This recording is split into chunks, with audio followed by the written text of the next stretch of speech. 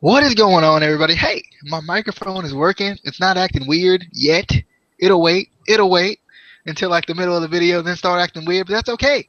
We are here for your TNA Impact Wrestling review for 8/19/15, the same day I started classes, which was, fun and all. I wanted to do this last night, but I just didn't get a chance to finish watching it / watch it at all that much last night. So, you know, that's just how life has thrown itself at me this week. So, we got a Turning Point 2015, and you may be thinking, didn't we just have No Surrender 2015 like a week ago? We did. We did, and I was like, I don't know why this is Turning Point, but it is. So that's what I'm gonna call it, and that's just how it is. So we started out with a video package on last week, what went down, all the different little GFW TNA stuff. PJ Black winning the GFW, or not the GFW title, but the King of the Mountain title, the television world heavyweight of the industry title, whatever we're calling the thing. That's what it is. So he won that title, and he's gonna face EC3 tonight, which confused me when we got to our opening promo. Any thoughts on the video package though? Just in case you weren't here last week or something, I don't know. No, I didn't know. I don't. I'm weird when it comes to video packages and promos on pay-per-views because I don't think they should be. Like, there's supposed to be build up to the show. We don't need build up on the show because we're already at the show. Like, that's like promoting a concert at the concert. Why? Like, but I mean, it wasn't a bad, like, it was watchable, but I didn't think they needed it.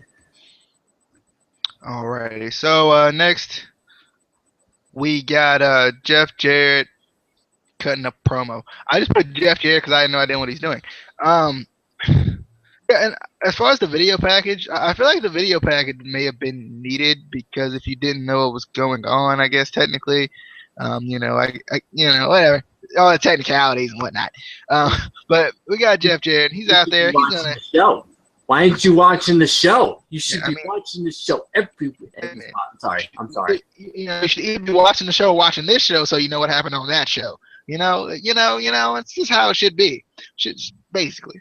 But Jeff Jarrett, he comes out and cuts a promo, obviously with Karen, his wife. He says, let's talk about last week's show. The King of the Mountain, basically, before we go any further, let's talk about last week's show. He said some things about last week's show that we just learned about just now in the video package, so why say it again? Anyway, he says the King of the Mountain champion will battle the TNA World Heavyweight Champion. And I was like, why is he saying this like we don't know it's already set? That was the confusing part for me. I was watching this and I'm like, they set this like last week. You set this last week. Why are you telling us this like we have no idea what's going on? Like, we know what's going on. But EC3 comes out and interrupts. He says, nope, I'm boycotting this.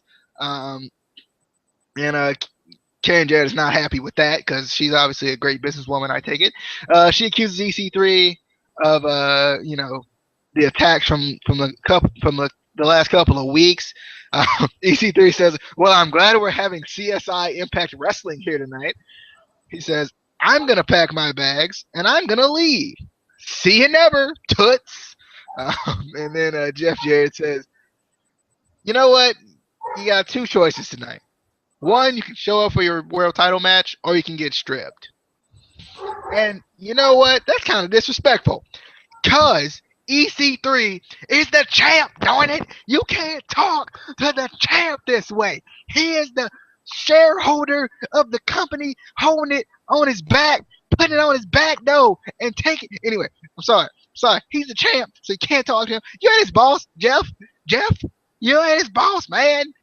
Well, you're booking the card. Anyway, what, Casey? What do you want? You mad, bro?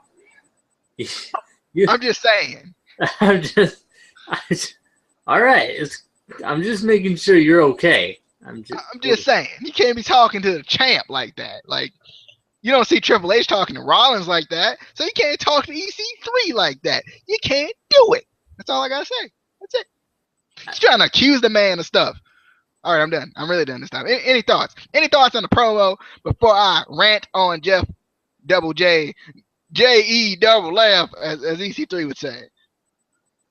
Uh, I, I mean, I don't even rant that much about John Cena, and I rant a lot about John Cena. You just had like a hissy fit. I don't know. But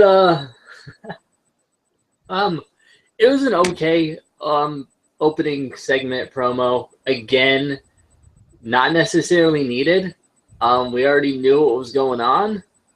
But obviously, you know, EC3 is that kind of heel that he's gonna try to fight. You know, I'm not gonna put my title up. I don't have to. I'm the champ.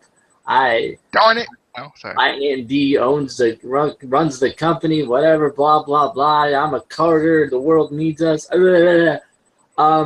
But it wasn't necessarily needed. But I do, more so now, I like seeing EC3, you know, come out and do promos. Just even, he's not one of my favorites, but just seeing, again, from where he came from back in NXT to now, you know, WWE, you messed up.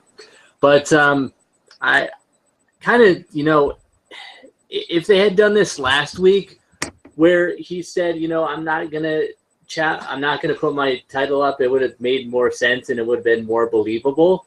Because even after the show last week, when PJ Black won the title, EC3 came out and they did that little standoff.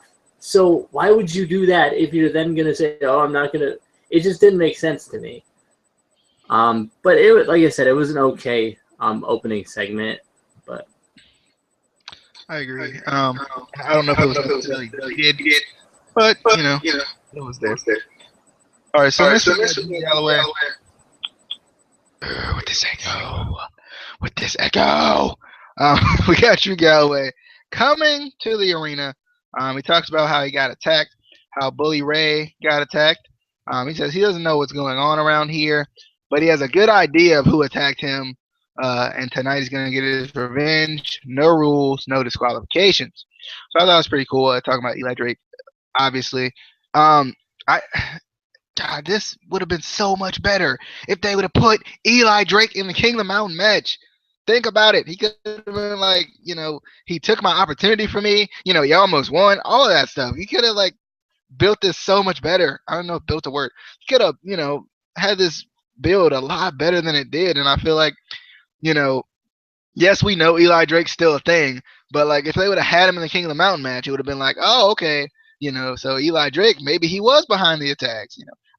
I just feel like that personally. You got any thoughts on that? I did mute you, by the way, so don't start talking and we can't hear you because, you know, it has to happen. It's a thing. Yeah, that happens a lot. I mean, yeah, I understand, you know, it would have made more sense if they did put him in the King of the Mountain match, because then it would kind of built up the feud even more. But I think either way, having them in a feud and having them in a match is awesome. It turned out to be a great match either way. So I agree with you. They kind of booked it wrong. They should have booked it where, you know, he got taken out and then Eli Drake was put into the match, you know, kind of got his opportunity he should have gotten. But we'll see what happens. Hopefully this isn't the end of their feud, because it kind of seemed like they were ending it after this match. And I was like, why? What else are you going to do with them? But yeah, I agree. I felt the same way. I was like, why? What? The end? No TNA. No, I would not accept that. And they may be like ending it temporarily to like do this GFW TNA thing, I guess. I'm not really sure. But next we got Bram, the Braminator, going up against Mr. Anderson and what they call an open mic challenge. So basically they came out there to sing a little karaoke. You know, Bram came out there and he sang some Screamo, and Mr. Anderson came out there and he sang some Sinatra. So, you know, that's basically how it went. I think Bram actually won this one. with the screamo. I think he did a pretty good job. No, it was actually a match. It was just called an open mic challenge, which I thought was kind of weird. I think Casey agreed with me. Um, I felt like Anderson was really aggressive going into it. Got a nice little Lambo leap through the table, the jumping rolling senton, which was really cool on Bram to the from the apron to the outside, which looked really good and looked like it really hurt. Um, you know, Bram has a good chance at the mic, but he kind of stares at Anderson as he crawls up the ladder, which I thought was really good because if Bram's supposed to be this sadistic type of a guy, obviously when he sees someone in pain, he's gonna be like, ah, ha, ha, ha, kind of give that evil laugh better than my evil laugh just now. He's gonna give that evil laugh, at that person kind of in agony. So he kind of takes his attention off of him a little bit. Bram kind of goes out and grabs every chair he can find. I was surprised I could find this chair I'm sitting in right now because he probably grabbed that one too. Grabbed all the chairs, and we get the brighter side of suffering, but it's reversed into the mic check. But that's reversed as well. Bram is thrown into the ladder. Anderson tries to climb the ladder, but he's power bombed onto the pile of chairs, which I was like, ow. Bram looking for the shot with the mic because he did finally get it, but he's caught with the mic check onto the chairs, which I thought looked really cool too. Anderson beats him down with the mic, does his introduction, which is kind of interesting. I think it was a good like storytelling moment. Like I finally got it. I finally triumphed. At least it got the mic. And one last mic shot for the win by Mr. Anderson.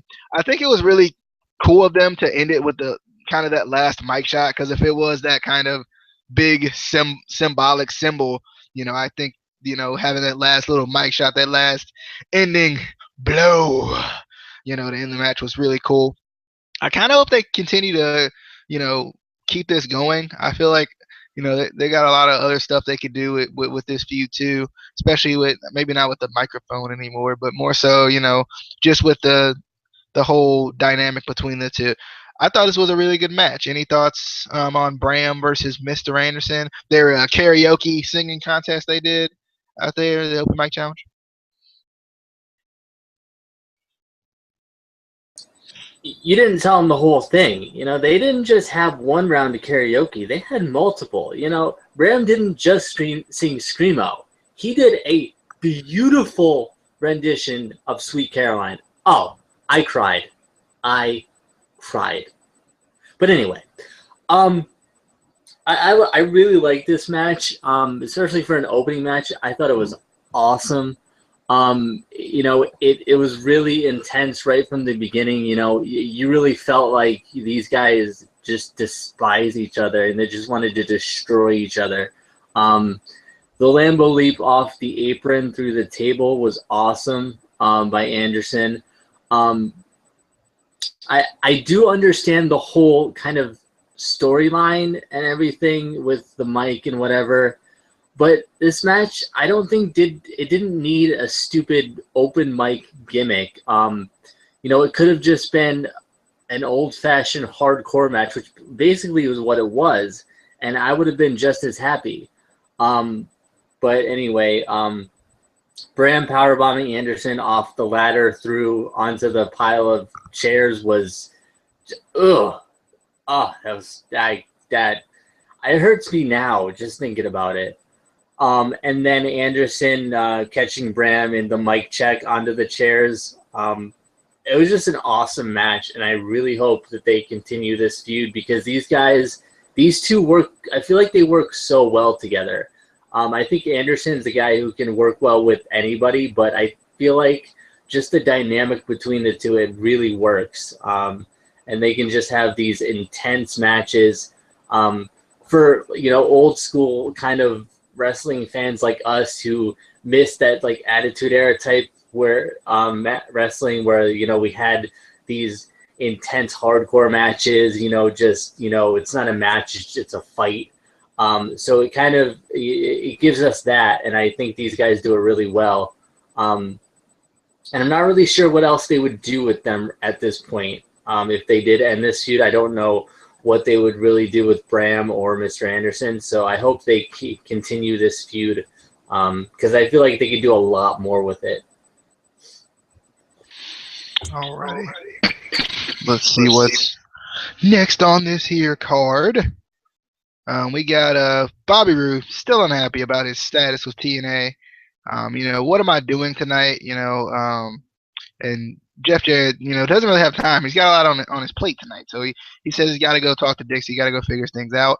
Um, my only thing about this is I felt like this was gonna be like a Bobby Roode GFW like turn type of thing, because there has been some sort of reports that he kind of has been working with GFW, so I think that would have been interesting. But I feel like him kind of being disrespectful to Jeff Jarrett doesn't like help me confirm that any. So I'm kind of unsure about what they're doing with Bobby Roode here.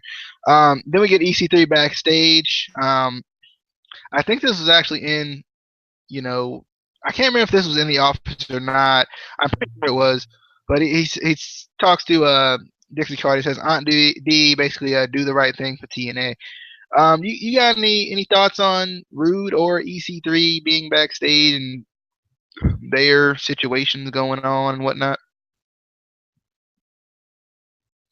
I wish there was just a button that I can push instead of having to go up and click them. Anyway, that's a Google Plus issue that I have. I'm not, but anyway, this whole thing with Bobby Roode and Jeff Jarrett is confusing the hell out of me, because it's like they almost want to have a feud with them, but then Bobby Roode might be going to GFW and they don't have anything. It's just confusing, because it's like, okay, what are you doing? Give us a little bit more of a clear storyline, because I don't understand right now. If it's just him, trying to get matches, okay. Or if they're doing a turn, make it make more sense to me. Maybe it will. We've had these storylines before where it doesn't make sense until the turn happens, and then you're like, oh, okay, that's what they were doing. Which that could be what's happening right now. I don't know, but I'm just confused about it.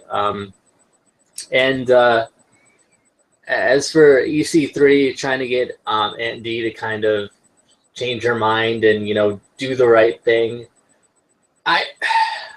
I'm still just waiting for the Dixie turn again, because she's not a face, she's a heel. Like, people want to hate her. It's nice to have that change a little bit. Even occasionally it's nice to have Vince McMahon have a face turn for a little while. But there's certain people in the business that are just natural heels, or you just want to not like them, like Dixie, like Vince McMahon, like Paul Heyman, those guys that know how to kind of get the crowd against them. So I'm just waiting for that to happen, and which is also confusing with the whole storyline with Jeff Jarrett and Dixie Carter, because I feel like one of them is going to turn on the other, but I don't know. But I love this whole storyline with GFW and TNA, but it's confusing me at the same time, and I don't like that. Well, most of the times the stuff that confuses you the most ends up very well. With TNA at least, because we had I can't remember what storyline it was, but we were so confused for the longest time. The Revolution and James Storm and Magnus, that's what it was. But like the ending of it was really good. So maybe that's what they want us. They want us to be confused. They want us to not understand what's going on. Speaking of the Revolution, I need everyone watching this video right now to raise your right index finger in the air and pledge. You too, Ryan, in the Revolution. So, just to make sure we got a couple more pledges in us before it's all over, since James Storm is leaving. But James Storm cuts a promo. He says, "What we lack in blood, we make up for with commitment to each other. These men have given me their full devotion, and I have given them everything their hearts desire." He says, some people say that there was one man who used to stand here, and some people say that I was too rough on him. And how about he come out and, talk to me face to face? Mahabali Shera comes out. Shera, I don't know how you say it, but he comes out anyway. He says, James Storm says, I wanted to be hard on you because I wanted to test your loyalty. You wanted to make a living for your family, but dying ain't much of a living, boy. In typical James Storm, revolution fashion. Shera says, I did the revolution, and you nothing do for me. His words exactly. He says, your name is Koya. My name is Mahabali Shera. And, gets all hype, and I'm like, yeah, tell him. This is my commentary throughout this whole segment. Tell him, Shera. Tell him, your name ain't Koya. Tell him. He says, you slap me around like trash. I am not trash. I am man. He is man, okay? He is man. He says, I am like these people. I like to smile. I like to fun. These people like to fun. I gotta quit with this terrible accent. I can't do it anymore. He says, I love to dance. These people love to dance. He goes out there and does the most ridiculous dance move I've ever seen. I don't know what it is, man. All of that. He does something. I don't know. Must be something they taught him in India. I immediately thought of the Great Khali though when he started dancing. I just couldn't help but think about the Great Khali coming out there dancing. But Manic, he kind of get Manic in on the dance, and Manic does it, but Storm isn't having that. He says, you're just like this people. You're nothing but a joke. Sheriff comes back. He says, I like to also fight. And he punches Storm. But Abyss comes in to help out, hits him with a choke slam. We get the frog splash, kind of the reluctant. Actually, ironically enough, with PJ Black on this show, Justin Gabriel on this show, kind of looked like Justin Gabriel when he was in the Nexus. He was kind of reluctant about it, but he did it anyway. Especially the first couple of times. And then the last call, super kick. And then James Storm says, sooner or later, I'm gonna cut you down. So I thought that was pretty good promo. I don't know if we needed it tonight, but we got it anyway. I like this Revolution storyline. I would have rather have seen a James Storm versus Koya or versus Mahabali Shera match tonight, because I really like this Mahabali Shera, man. I like him, and he likes to dance, man. He likes to dance. I'm getting hype. Every time I see this man. Maybe he just needs to come out here and cut promos, and I'll be happy. But I don't mind the promo, because I'm like, I'm going to be upset when James Storm leaves, because I'm going to be sad, because I'm going to miss him so much. But yeah, I like this. I don't know what this set up. It didn't set up anything for next week. I wish it would have set up something for maybe tonight or something. I don't know. Or maybe they had a brawl in the backstage area or something. Give me something, TNA. Come on, I need a sky high through a flaming table on thumbtacks. That's what I need. TNA. Come on, give it to me. Give it to me, baby. Come on. Casey, you got any thoughts on sky highs through flaming tables on thumbtacks through barbed wire boards? I would not want that to happen to me. That would not be fun.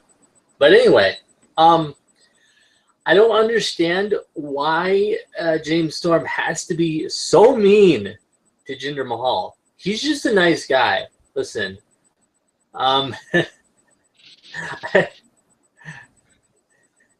can't, but I could not keep a straight face with his broken English.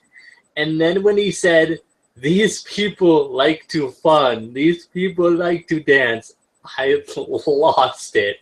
That was the funniest thing I've ever seen on TNA.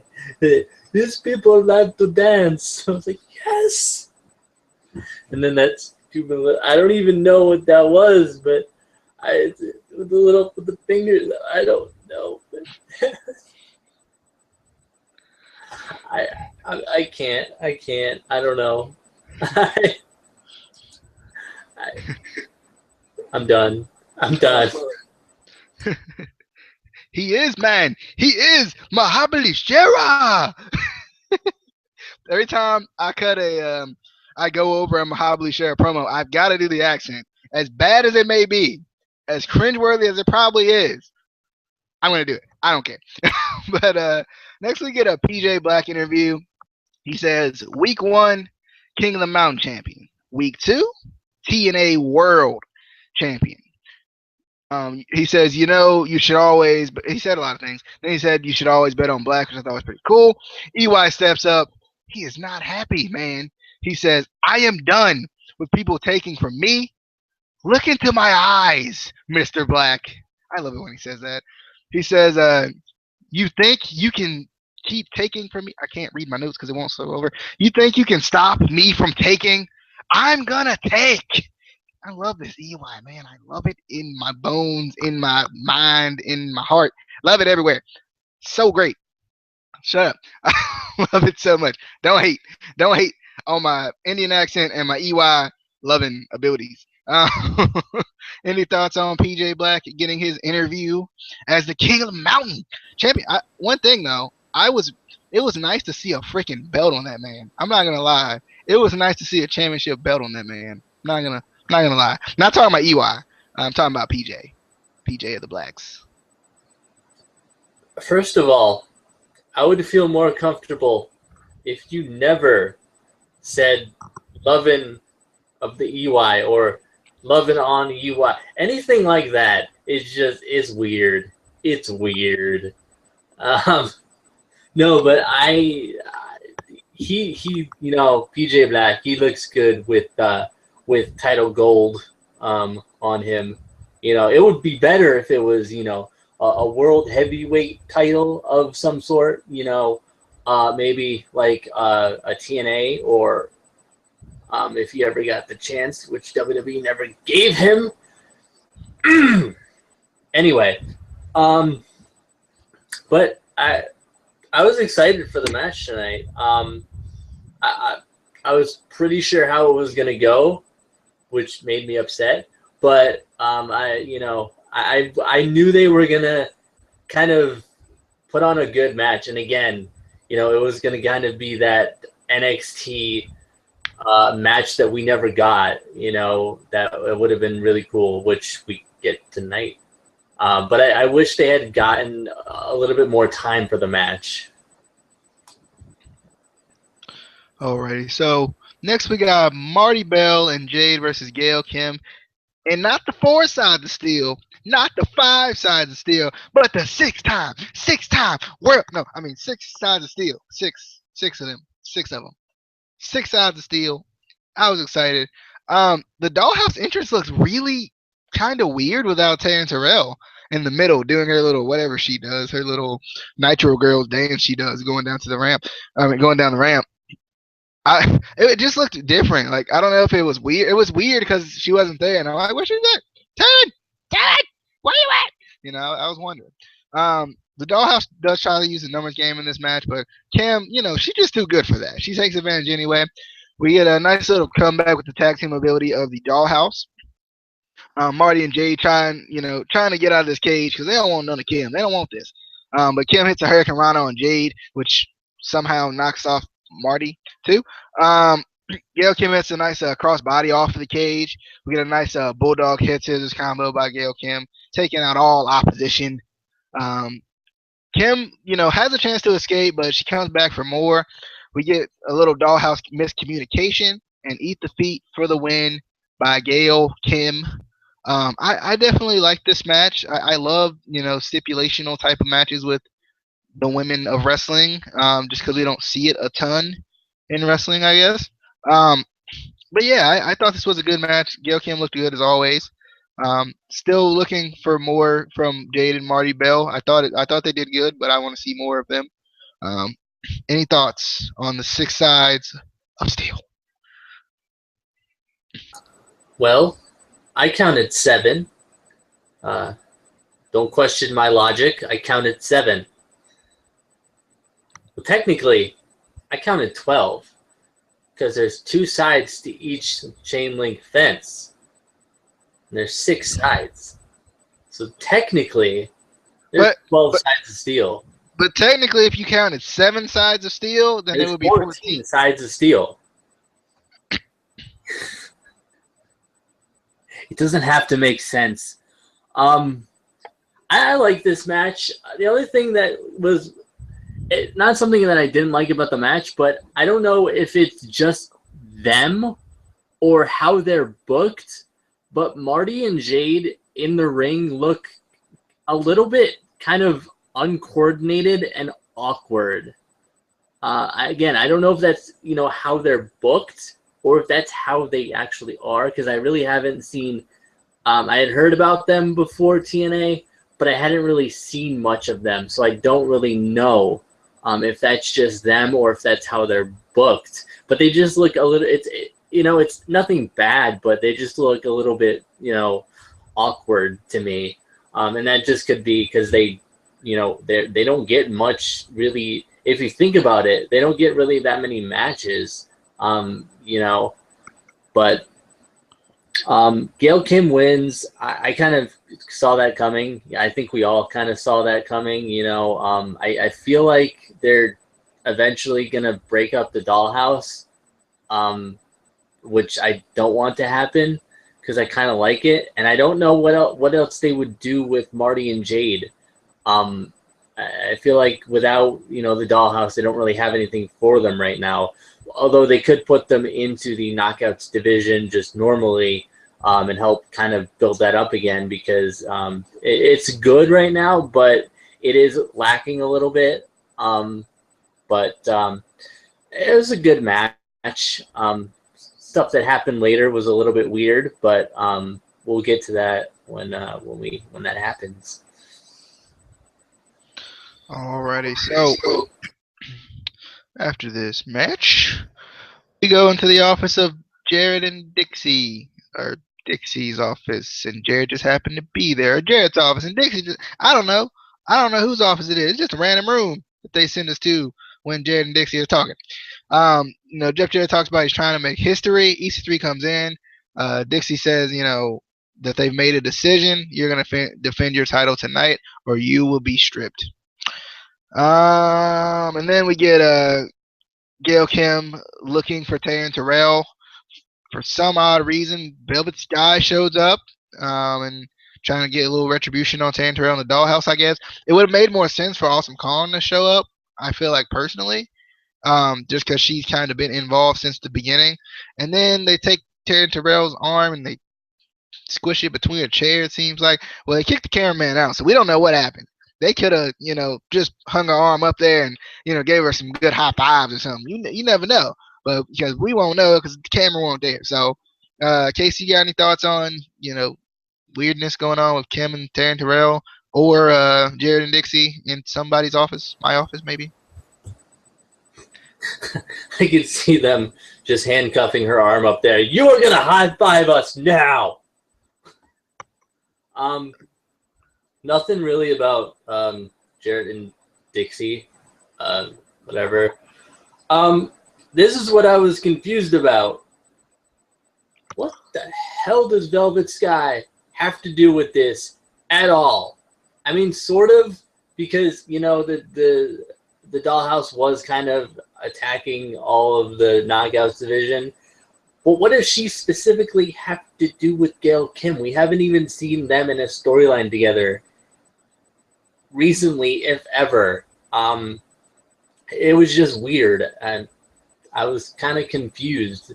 And I'm kind of curious to next week to see what happens with whatever they did. I think it's just high fives. They wanted high fives and she was not giving them. So what do? You handcuff her arm to a metal thing, and you just make it look like you're gonna hurt her, but you just go high five, high five, high five. Because nothing bad ever happens in wrestling. So supposedly it's fake or something like that. People say some guy named Dana White or something said something about it being fake. So nothing bad could have happened. I guess. But next we get EC3's backstage. He says this is ridiculous. Talking to Tyrus, they're kind of kind of raging off each other right now. And Matt Hardy comes in. He says, "I'm not going away." And Tyrus, I'm not giving up, my chance at this championship. Tyrus steps up. He says, if you wanna see the champ, you got to get through me. Obviously Tyrus got that big deep voice because he's a big man. You know, Matt Hardy says, "I'm gonna fight you, and then I'm coming after you and your title." Talking to EC3. So Matt Hardy, he's not giving up because if there's one thing that Matt Hardy doesn't do, it's give up, man. Matt Hardy don't do that. He don't play that game. So interesting little thing there from EC3. I probably should have lumped that in with the rest of them, but you have any thoughts on that? I take it you don't. You probably don't. You were confused about the Matt Hardy Tyrus match anyway. I want Matt to have a title run, at least one, but I didn't want this match on this show. And if it was going to be on this show, I would have liked more build up to it. Not just, hey, let's throw this on the show. Why not? But whatever. Alrighty, so next we get an Eli Drake promo just before his match. He says, and this is just in case you don't know who this man is, because if you don't listen to his promos, you'll get it eventually, right? He says, "There's a lot of fingers pointing at Eli Drake, and you never know what you're getting with Eli Drake. Tonight, we finish this, and that's not an insult. That's just a fact of life." I've been saying that all day because I listened to him say it, and I'm like, I need this in my life. Because I don't know why. I just really like that line. I like that that's how he ends his promos. I think it's a cool line. I've been saying it a lot today. So you have any thoughts on Eli Drake's promo before we get into this epic match that I'm actually going to give you because I think you might have liked it because I did. Yeah, go ahead. Say words. Give me a second to say words. Jeez. It was a good promo. Eli Drake is just good on the mic, so anything he says is cool. And that's not an insult. That's just a fact of life, man. Yeah. The only thing that confused me is I have no idea what the hell he was wearing. What was that? I don't understand. It was like what? God, I wish Ryan would have been watching it with me because he would have been like, "What is he wearing?" Because I felt the same way. I actually didn't write a lot about this match because I was watching it too much. Like this.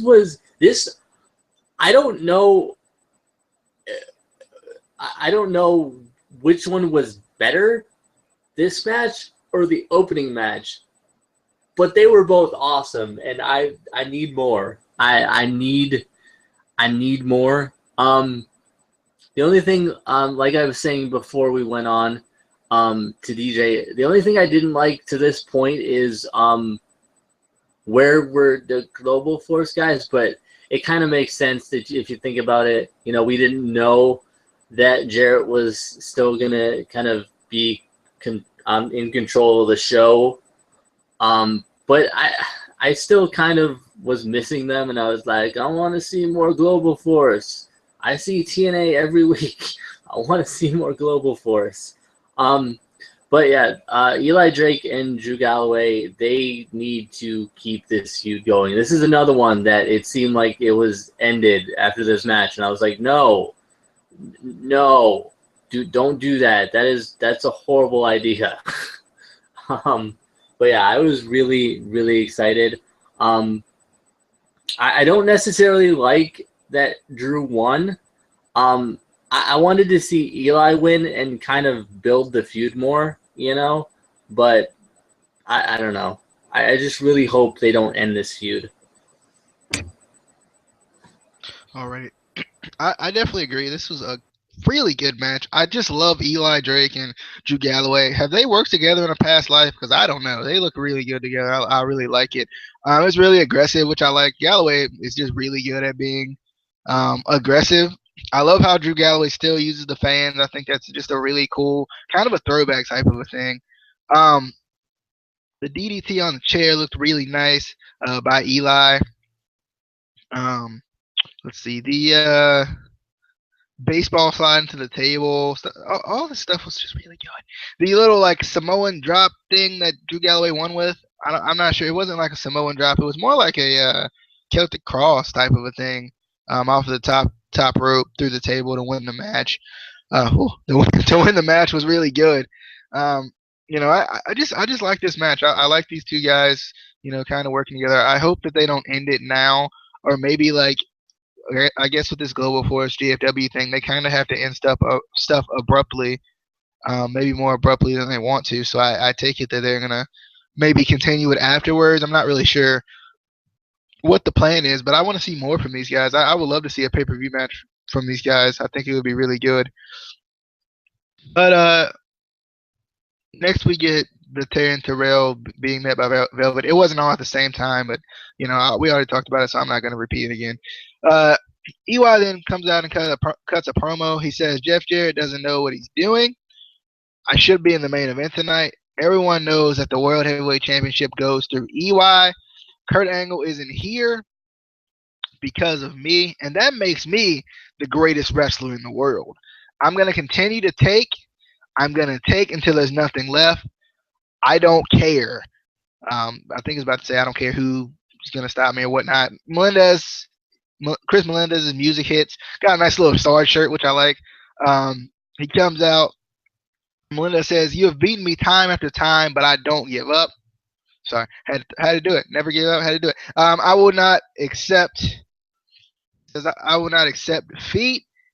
I will do anything for a rematch. EY says, "I have nothing to prove to you. I've taken it all. Leave." Melendez says, "I'm standing right here. I'll do what it takes. There's something."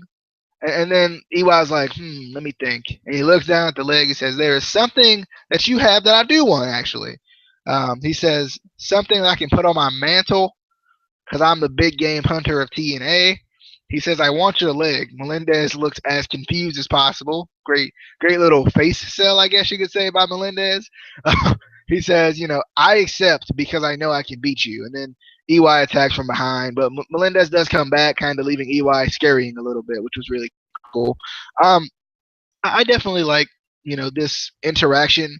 I heard about this like in advance, and I actually forgot about it. I heard about it. Somebody was talking about how stupid it was, and I was like, and I'm thinking about it. I'm like, yeah, it sounds stupid. It sounds gimmicky, but if you're building EY as this quote world class maniac, I feel like him fighting for a prosthetic leg would be just something to add to that crazy meter that we know of EY now. Especially considering what we've known of EY in the past, as far as being that kind of happy-go-lucky guy. I think this is completely fine. And obviously, I don't feel like Melendez is gonna lose. I don't think he's gonna lose his leg in this one. I just don't. But still, I feel like it's still a good thing to kind of amp up that crazy meter for EY and just kind of get it, just continue to keep it flowing. Any thoughts on EY wanting that leg? He wants that leg, baby. He wants the leg. Not even a turkey leg. He wants the full on like prosthetic leg. I don't know. I have mixed feelings about this because one, it does sound really stupid and gimmicky, and two, I know EY is a heel, and you try to get as much heat as you can, but I almost feel like wanting a prosthetic leg or stealing a prosthetic leg is a little bit offensive. Like, even for wrestling standards, like, it's kind of I don't know. And I know that's kind of crazy thinking in like wrestling. There's nothing's too far. There are things that are too far, and I don't know that this is too far, but it's up there. I feel like for some people it could be, especially people who do have prosthetic legs. I don't know.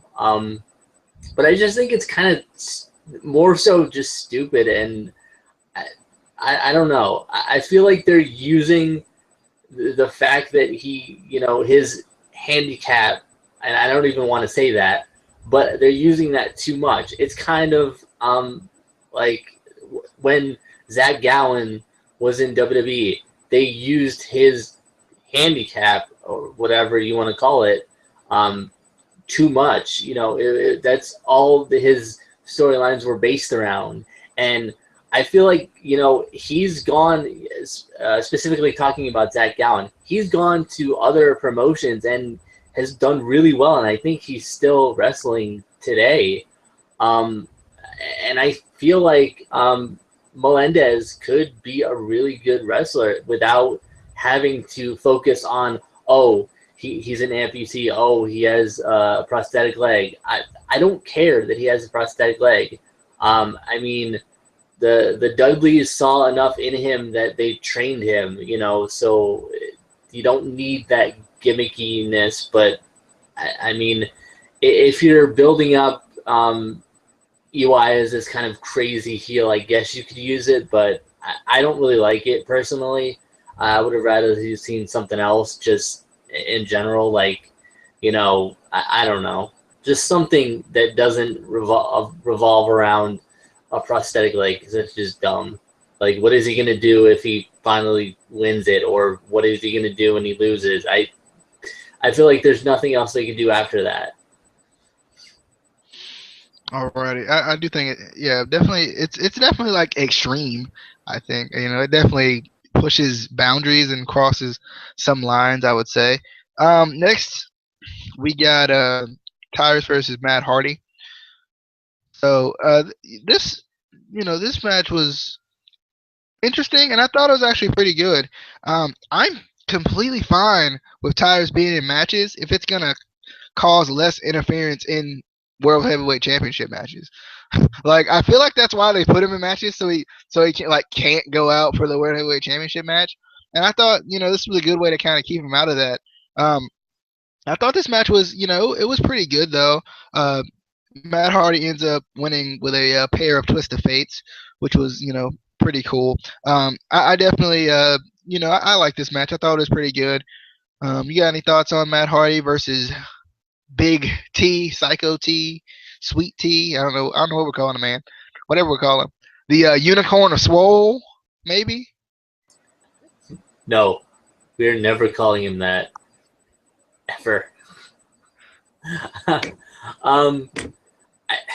Again, I would have liked this match more if there was more build up to it.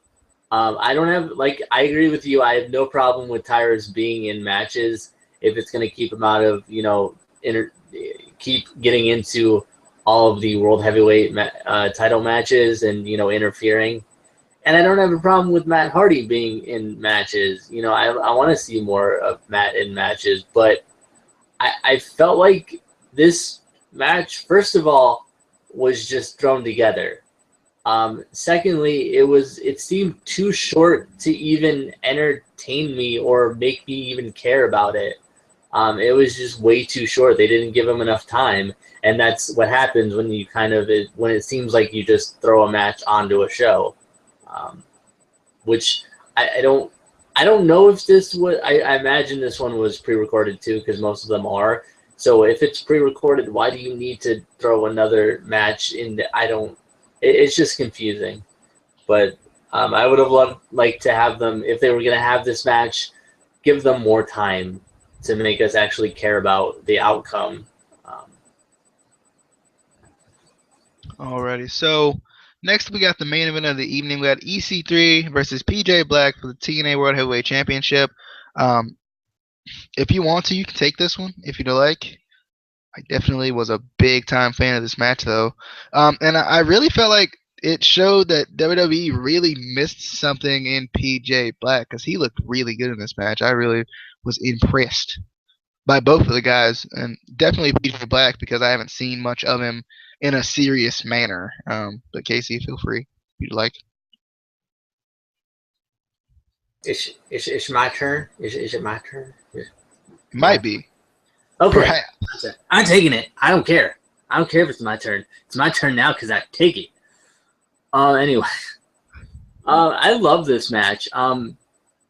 First off, the camera angle. I don't even know if they specifically did this, but the camera angle on PJ Black's first suicide dive was awesome. I felt like he was coming into my bedroom, which was awesome. Like, I would have taken that suicide dive, whatever.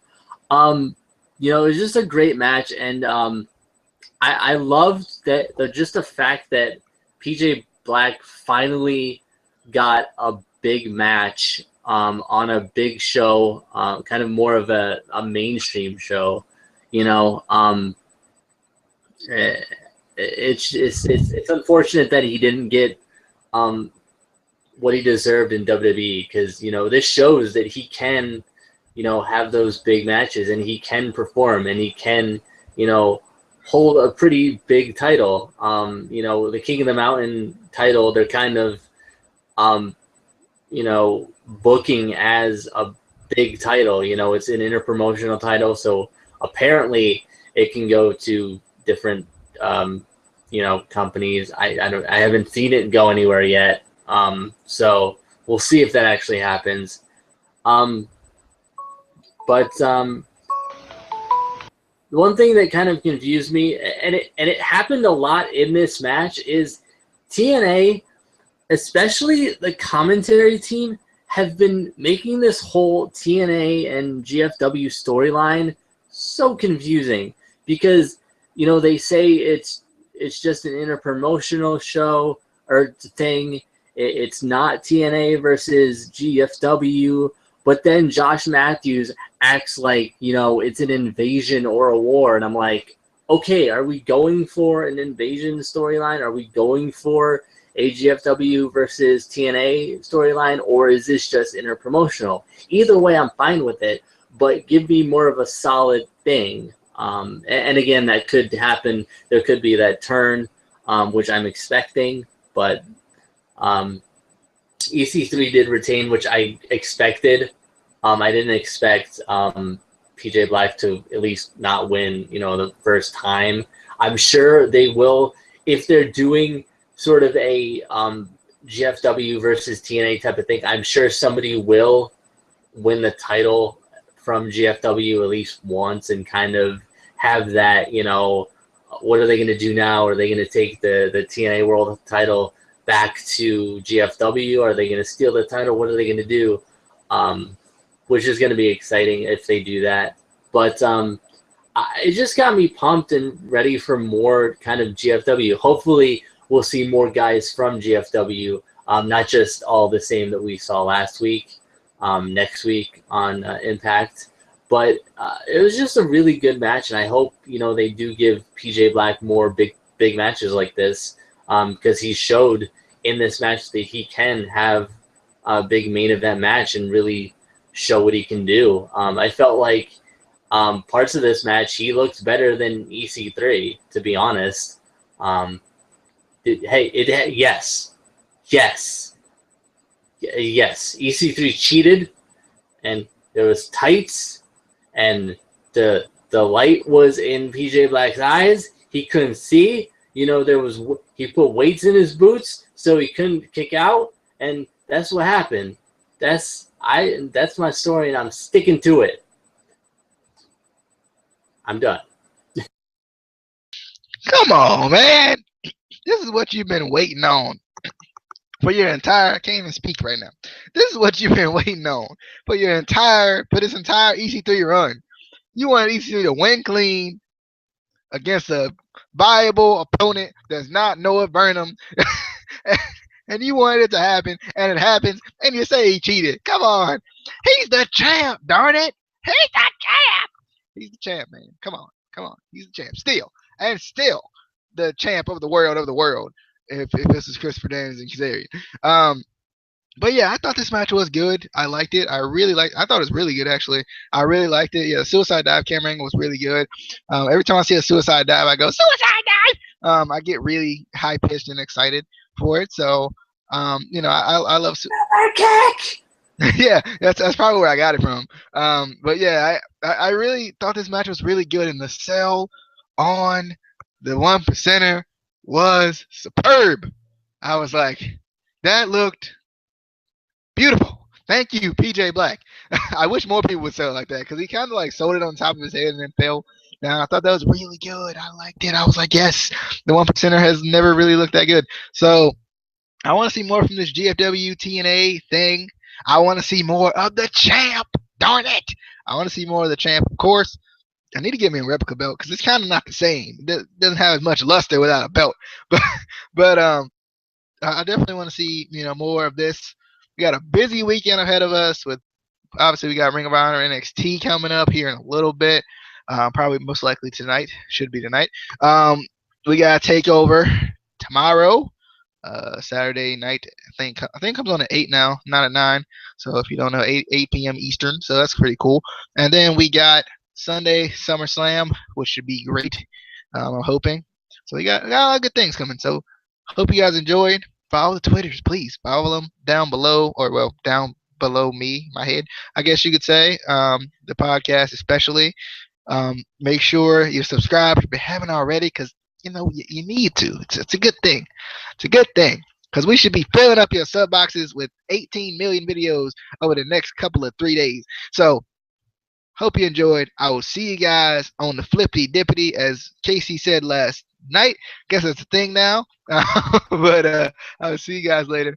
Peace.